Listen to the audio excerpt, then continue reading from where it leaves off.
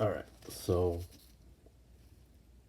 able to get the liners pretty clean, just about all the rust off.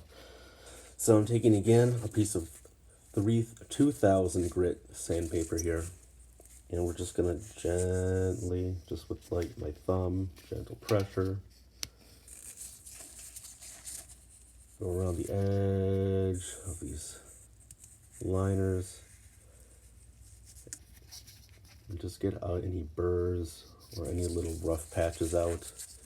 And again, I do this stuff with new knives because sometimes with from the factory, they come with like the little burrs, and also with older knives, they can get little, chips on them and little rough edges just from regular use. So that's it. I'm gonna do the other thing. I'm gonna do the same thing with the other liner.